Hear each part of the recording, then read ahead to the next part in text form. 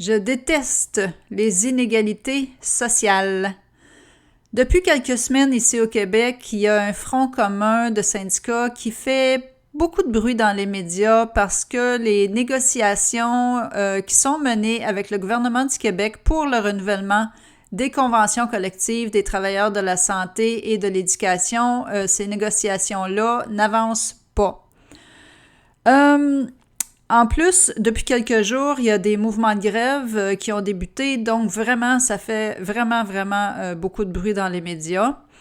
Je suis complètement d'accord, absolument d'accord que les travailleurs de la santé et de l'éducation méritent des conditions d'emploi qui sont respectueuses et à la hauteur de la tâche colossale qu'ils accomplissent. Quand je vois des grévistes, par contre, sur la rue, dans la rue avec leur pancarte, ça me ramène à une réalité qui me touche directement et c'est la réalité de ceux que j'appelle les sans-voix. Les sans-voix, c'est qui? Je vous explique maintenant.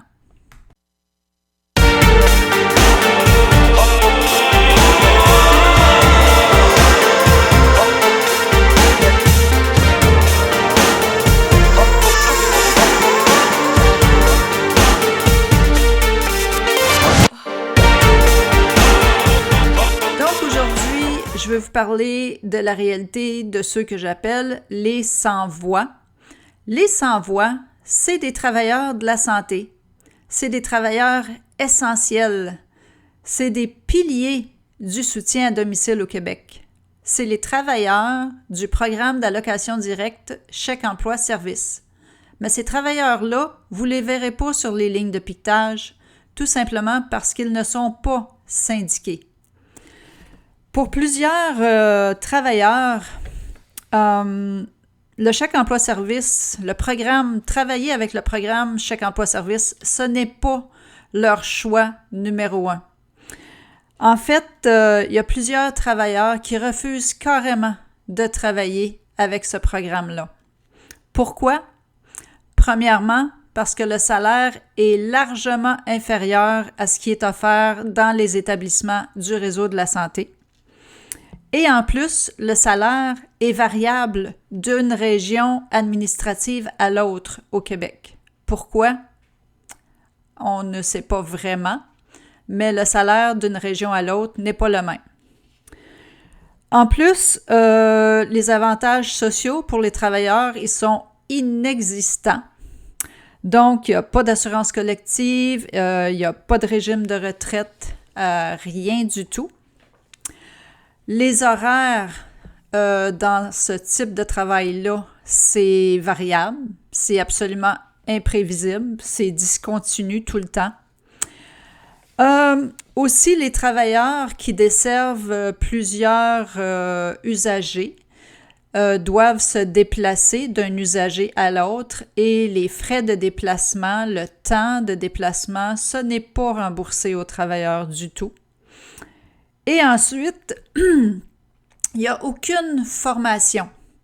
De la formation continue, il n'y a rien de ça qui est disponible pour ces travailleurs-là. Donc, ça entraîne des risques pour la santé et la sécurité et du travailleur et de l'usager. Donc, si on résume, il y a un salaire vraiment médiocre qui contribue à l'appauvrissement et aussi à l'épuisement des travailleurs. Il n'y a pas d'avantages sociaux du tout. Les horaires sont vraiment variables.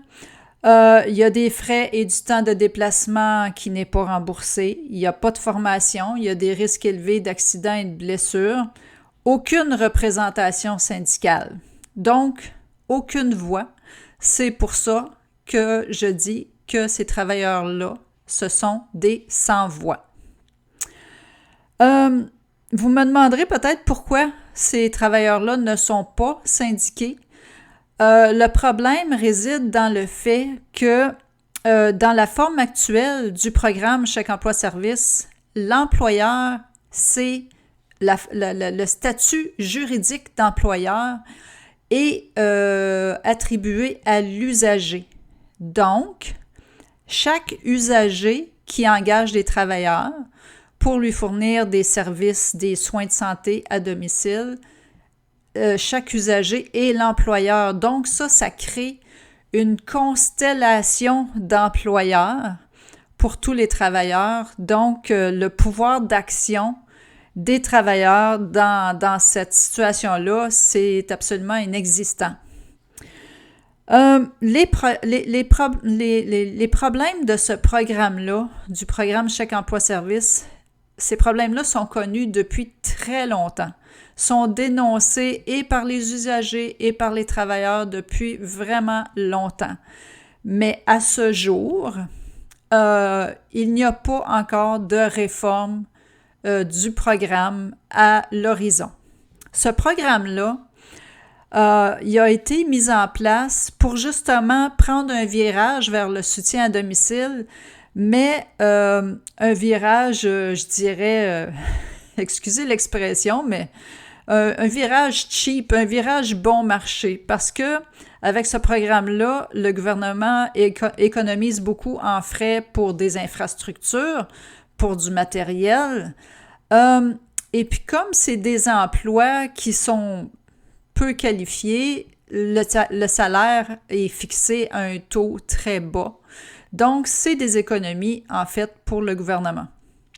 Mais c'est un programme qui existe depuis très longtemps, depuis plusieurs années, et qui est rempli de problèmes. Mais comme je disais, il n'y a aucune réforme à l'horizon à ce jour.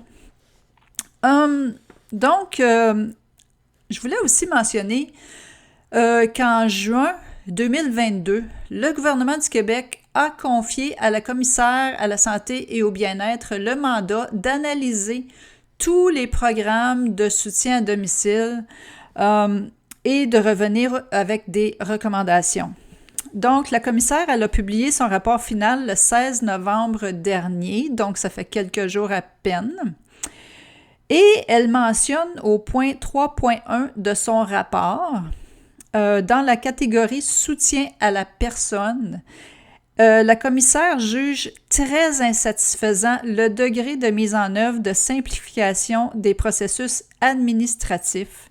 La commissaire, elle qualifie de parcours du combattant le fait de devoir composer avec la bureaucratie et elle mentionne également qu'il reste beaucoup à faire pour faciliter les processus administratifs du chèque emploi-service. Donc, maintenant que la commissaire à la santé et au bien-être a rempli son mandat d'analyse de tous les programmes de soutien à domicile, dont le chèque emploi-service, je crois qu'on peut dire qu'il serait temps maintenant, vraiment temps, pour le gouvernement du Québec d'agir et de corriger les problèmes. Au début du mois, parce que là, au moment d'enregistrer cette vidéo, nous sommes le 24 novembre. Au début novembre, se tenait la Semaine nationale des personnes proches aidantes. L'occasion aurait été parfaite pour le gouvernement du Québec d'annoncer, de faire une annonce en ce qui a trait au soutien à domicile. Puis, je pense, évidemment, à une annonce en rapport avec le programme Chèque emploi-service. Ça aurait été vraiment pertinent de faire l'annonce d'une réforme de ce programme-là au cours de cette semaine-là, quand on sait très bien que c'est les personnes proches aidantes qui viennent toujours combler les manques du programme Chèque emploi-service.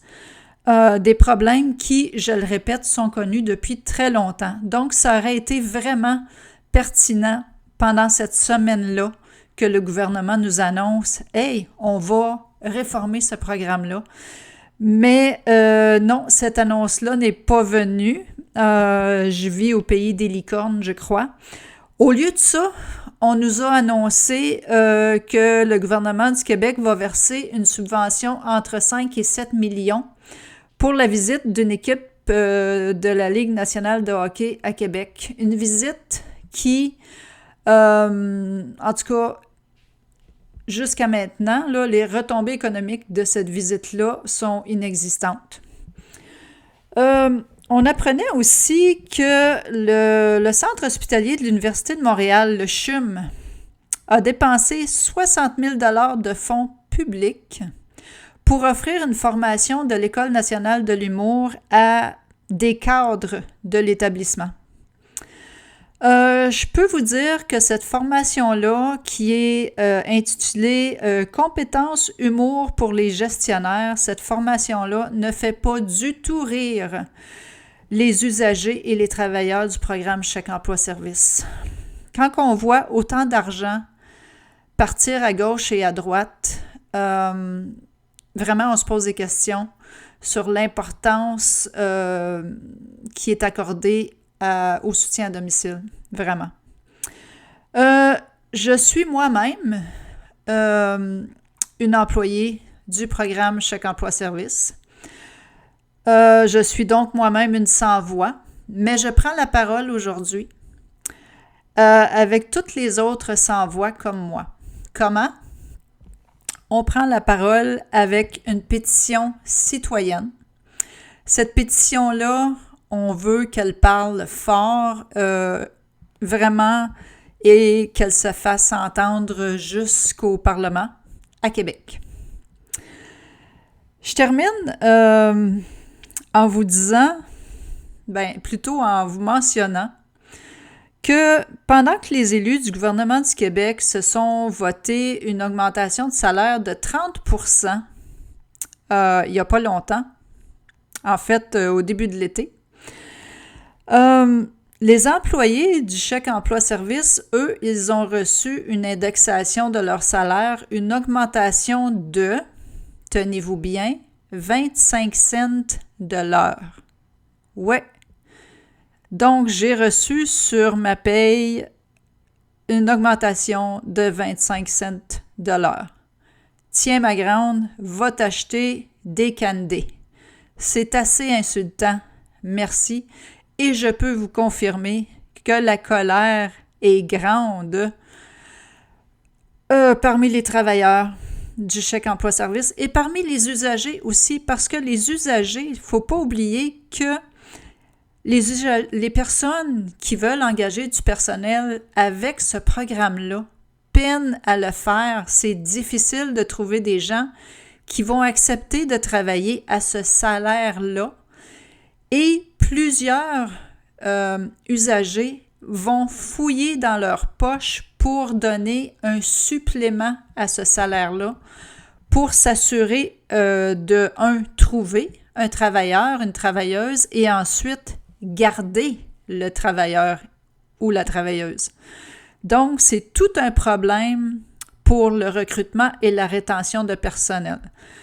Le salaire d'abord, mais aussi il y a plein d'autres problèmes vraiment qui font que les travailleurs ne veulent pas du tout travailler avec ce programme-là. Comme je vous disais au début, vraiment pas d'avantages sociaux, les déplacements qui ne sont pas payés, il y a tellement de choses qui ne vont pas avec ce programme-là. Et le statut d'employeur qui est attribué à l'usager, il faut vraiment que ça soit corrigé. Ça prend un employeur commun pour ce programme-là, pour libérer les usagers, parce que c'est une grosse responsabilité d'être employeur, vraiment, là, c'est une grosse responsabilité, c'est lourd. Et en plus, comme je disais tantôt, il y a une constellation d'employeurs qui font que les travailleurs n'ont pas de pouvoir d'action sur leurs conditions de travail du tout, n'ont pas de voix, ne peuvent pas rien faire. Donc, c'est pour ça que cette semaine, quand je vois les grévistes avec leurs pancartes dans les nouvelles, dans la rue, je les soutiens entièrement.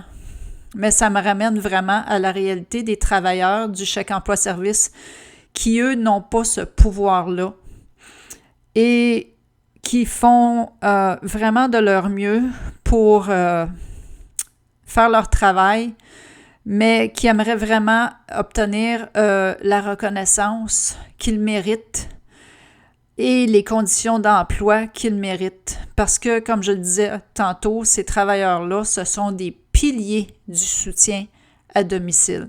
C'est grâce à leur travail que plusieurs personnes peuvent continuer de vivre à la maison au lieu de se retrouver en hébergement. Donc, vraiment, le gouvernement économise beaucoup sur le dos de ces travailleurs-là. Mais si ces travailleurs-là se retirent et qu'on se retrouve avec beaucoup d'usagers qui se retrouvent en hébergement, les économies ne seront plus là à ce moment-là. Quand on pense au coût d'un hébergement dans une ressource, peu importe la ressource, que ce soit une ressource intermédiaire, que ce soit un CHSLD, ça coûte cher. Donc, peut-on investir dans les conditions de travail des travailleurs du programme Chèque emploi service? Quand est-ce qu'on va voir enfin un gouvernement oser prendre le taureau par les cornes et dire ce programme-là, il est majeur, il est super important pour le soutien à domicile, on va le réformer parce qu'il est vraiment temps qu'il soit réformé. J'avais oublié de mentionner tantôt, parmi toutes les aberrations de ce programme-là, il y a souvent, en plus du salaire qui est vraiment pas à la hauteur, il y a souvent des erreurs dans les payes. Il y a beaucoup de gens, ça revient à chaque paye. Il y a des gens qui ne reçoivent pas leur paye. Il y a des travailleurs qui ne reçoivent pas leur paye parce qu'elle a été déposée dans le compte d'un autre travailleur. Il y a vraiment tellement de problèmes avec ce programme-là. Et c'est ce qui fait en sorte qu'il y a beaucoup de travailleurs qui refusent de travailler avec ce programme-là. Donc, ça a un impact direct sur tous les usagers qui veulent vraiment pouvoir engager leurs travailleurs pour vraiment leur offrir des bonnes conditions de travail pour pouvoir justement, comme je disais tantôt, demeurer à domicile plutôt que de se retrouver dans une ressource d'hébergement. Donc, parce que les travailleurs se doivent d'être reconnus et traités avec respect et parce que les usagers du programme Chèque emploi service doivent pouvoir recruter et conserver le personnel dont ils ont besoin pour demeurer à la maison plutôt que de se retrouver en ressources d'hébergement. Pour ces raisons-là, j'ai créé une pétition. Cette pétition-là, c'est moi qui l'ai initiée, mais elle ne m'appartient pas. Elle appartient à tous les usagers du programme, à tous les travailleurs du programme. Donc, je souhaite vraiment que cette pétition-là sera signée non seulement par les usagers et par les travailleurs, mais par toute la population, par tous ceux qui appuient le soutien à domicile. Et vous savez que même si vous n'êtes pas personnellement touché par le dossier du soutien à domicile, vous n'êtes pas malade, vous n'avez pas personne dans votre entourage qui a un handicap ou qui est malade, vous n'êtes pas travailleur de la santé, vous n'êtes pas travailleur du programme Chèque emploi service, même si vous n'êtes pas touché, on ne sait jamais quand on peut être touché, que ce soit par un accident, par la maladie ou qu'un de nos proches pourrait être touché. Donc, la situation là, du soutien à domicile, ça touche vraiment tout le monde. Donc, j'espère vraiment que cette pétition-là va cartonner. Donc, je vous demanderai de la signer, de la partager amplement. Le lien vers la pétition est dans la description du vidéo. Donc, je vous remercie à l'avance de signer, de partager vraiment beaucoup. On aimerait vraiment pouvoir remettre cette pétition-là aux élus à Québec dans les prochaines semaines avec un gros maximum de signatures là-dessus. Vraiment, pour que ce soit efficace, il faut que ce soit vraiment une pétition forte. Donc, merci à l'avance de signer. Merci de partager. Et sur ce, je vous dis, prenez soin de vous, prenez soin de ceux que vous aimez. J'ai super hâte de vous retrouver pour une autre vidéo très bientôt. Salut, bye gang!